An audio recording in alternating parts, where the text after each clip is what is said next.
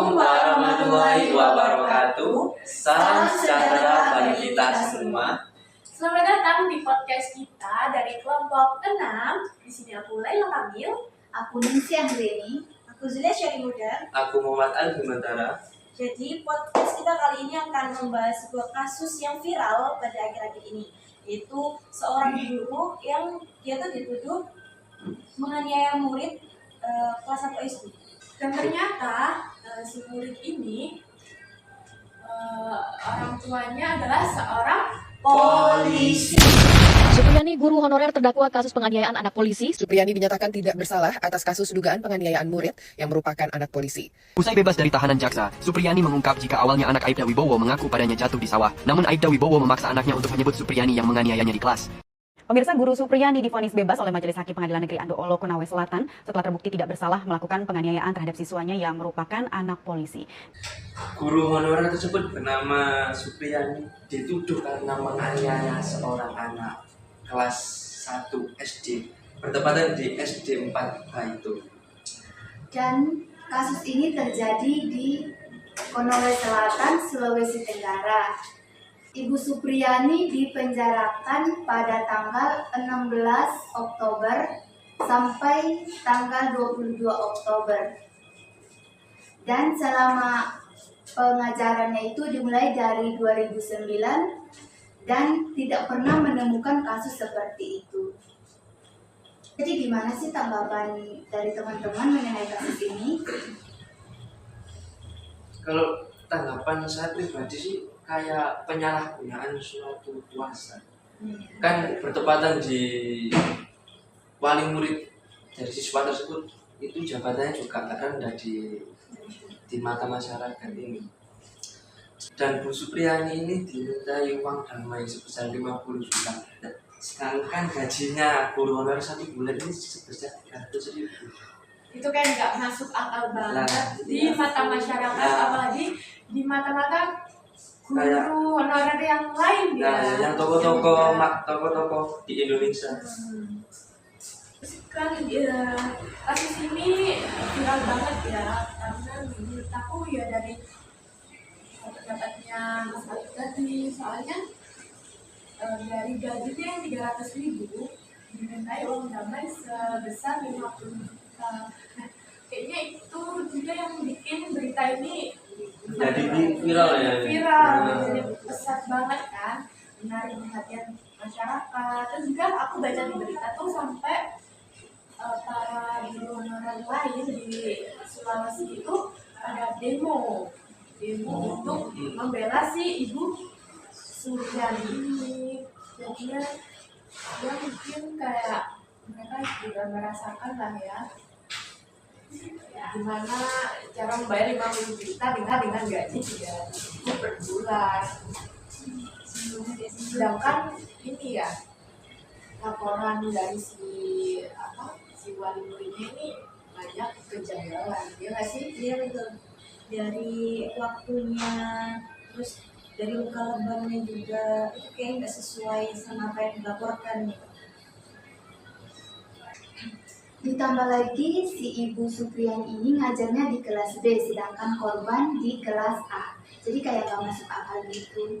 Kok bisa dari jam kejadiannya juga itu jam 10, padahal itu sudah selesai. Sebelum jam 10 itu tadi. Ya, sudah selesai. Kelasnya itu selesai sebelum jam 10, sedangkan di laporannya Kejadiannya itu jam 10. itu masuk kejanggalan lain sih menurut aku kayak. Terus ditambah luka lebarnya itu kayak kan katanya kan dipukul pakai ujung saku, tapi lebarnya itu kayak bekas jatuh gitu, kayak bukan bekas pukulan gitu ya. Kalau menurutku sendiri sih laporan ini kayak laporan yang dibuat-buat gak sih?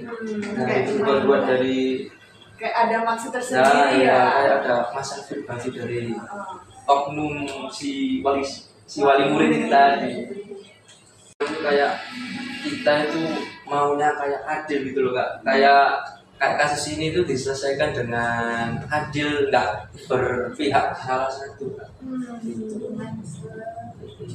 Dengan sefakta-faktanya. Mau maunya masyarakat ke toko-toko kita itu gitu.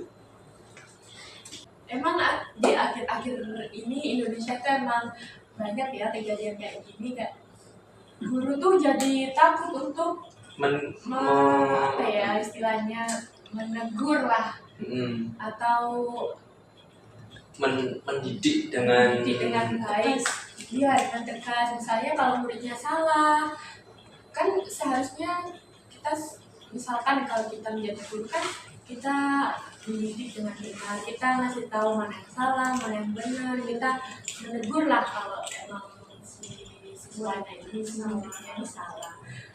juga kita juga menitipkan anak kita ke guru kan juga biar diajar. Wali murid kan juga menitipkan anaknya. Kalau nggak mau dianu ya nggak, iya dididik sendiri aja kan. Terus juga sebagai wali murid lah ya, kita kan dari awal udah mempercayakan anak kita untuk dididik di sekolah tersebut, diajar oleh guru-guru yang ada di sekolah tersebut. Jadi ya gimana kalau emang anaknya masih berbuat kesalahan, apalagi kan ini masih 1 SD, itu masih banyak kesalahan ya, masih belum tahu mana yang benar, mana yang salah. Dan guru ini pastinya mendidik lah, memberitahu mana yang salah, mana yang benar. Memang kita itu di Indonesia itu masih banyak ya kasus-kasus penyalahgunaan itu kekuasaan. Ya kalau di survei ya ini enggak kayak kekuasaan itu. Nah, kan emang kayak negara, bukan kayak emang kan ini negara berkembang emang negara berkembang, bukan negara maju. Belum kali ya. Ya belum. Jadi kita sebagai generasi muda kan berharap semoga kedepannya menjadi lebih baik lagi. Ya, tidak ada kasus seperti ini lagi. Dan untuk semua belah pihak, semua yang kami katakan lagi, semoga menggunakan kekuasaannya dengan sebaik-baiknya. Dan ini saja pendapat dari kita dari kasus yang kita bahas tadi. Dan kita ucapkan selamat kepada Bu Supriyani karena telah diangkatnya menjadi guru P3.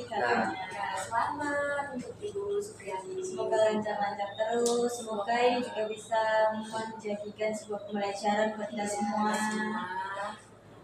Jadi itu saja podcast kali ini. Jika ada salah kata, mohon maaf.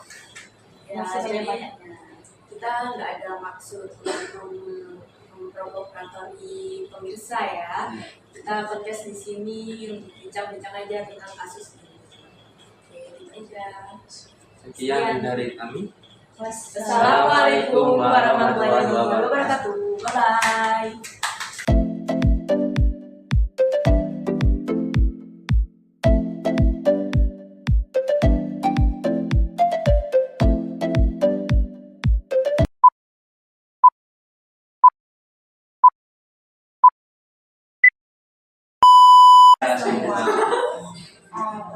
Oke, nggak mau kamu.